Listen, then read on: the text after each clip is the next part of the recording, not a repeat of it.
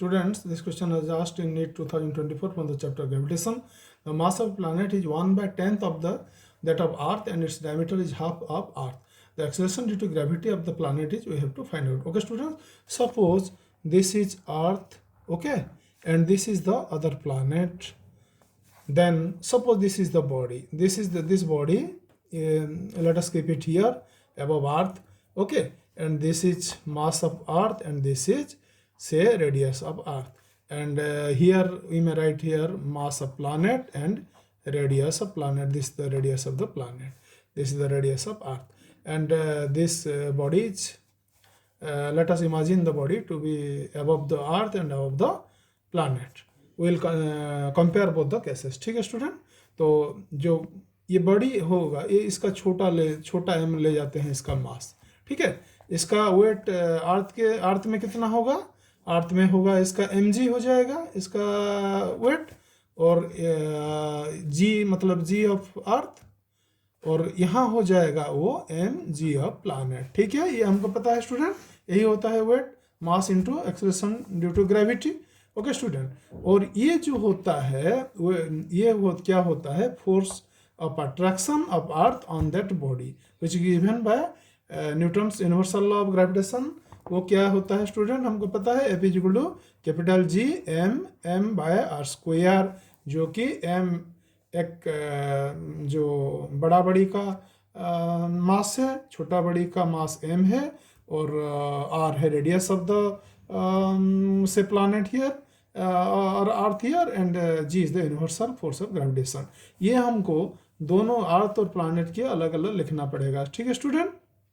तो आपका जो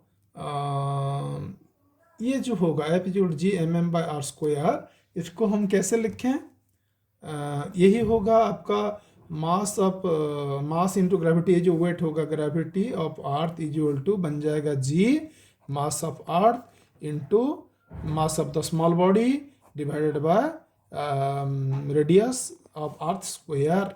और हमारा जो इसके लिए प्लैनेट के लिए वो क्या हो जाएगा स्टूडेंट, वो हो जाएगा F हो जाएगा G mass of planet mass of small body divided bye R of planet square, ठीक है। तो आपका जो GP निकालने के लिए हमको क्या करना पड़ेगा, हम ये जो mgp है, mgp बाय mge अगर कर देते हैं तो क्या हो जाएगा, ये इसका वेट है बड़ी का, जो इस छोटा सा बड़ी का वेट इधर प्लैनेट में है और यहाँ अर्थ में है, उसका इन दोनों का अगर रेशियो हम निकाल देते हैं तो ये हमको क्या मिल जाता है, GP बाय GE मिल जाता है। तो GP बाय GE हो जाएगा mgp बाय mge, और ये जो दोनों फोर्स है यही है mgp और यही है mge, तो इसका रेशियो हम ले जाते हैं। mgp क्या है, ये है G m by R P square, और ये है student G mass of earth into mass of small body by radius of earth square, ठीक है। तो ये क्या हो जाता है, अभी देखते हैं, ये तो आपका G कैंसिल हो गया और ये m कैंसिल हो गया, तो ये हो जाएगा आपका MP by R P square into, इसको पलट देते हैं तो RE स्क्वायर ऊपर चला गया और नीचे आ गया मास ऑफ अर्थ।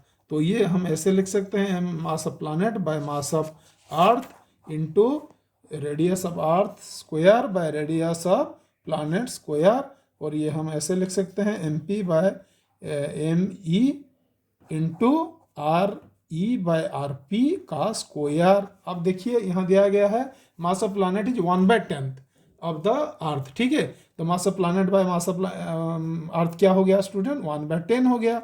और जो रेडियस है, डायमीटर अगर हाफ है, diameter of the planet is half है, इसका मतलब रेडियस भी हाफ है, क्योंकि डायमीटर होता है आपका ट्वाइस द रेडियस। तो RE बाय RP कितना होगा स्टूडेंट, ये हो जाएगा आपका 2 twice time the radius of planet हो जाएगा, क्योंकि रेडियस ऑफ प्लैनेट हाफ है इसका, तो ये हो जाएगा 2/1 का स्क्वायर, इसका मतलब है 4/10 हो जाएगा। ये क्या, G on the planet by G of earth is equal to 4/10. So G of planet is equal to 4/10 into G on earth, ये हो जाएगा 4/10 मतलब 2 से कैंसिल करने से 2/5 इंटू, आपको पता है ग्रेविटी अर्थ का ग्रेविटी क्या होता है, 9.8 मीटर पर सेकेंड स्क्वायर होता है। तो ये हो जाएगा हमारा 2 इंटू 9.8 मतलब 19.6 डिवाइडेड 5, तो ये 5 से डिवाइड करने से 3, यहाँ 4 आ जाएगा 46, 5 इंटू 9 45 और 1 0 आ जाएगा, तो 3.92 मीटर पर सेकेंड स्क्वायर। ये कहाँ है स्टूडेंट? ये आपका ऑप्शन डी में है, तो ऑप्शन डी करेक्ट है स्टूडेंट इस क्वेश्चन के लिए।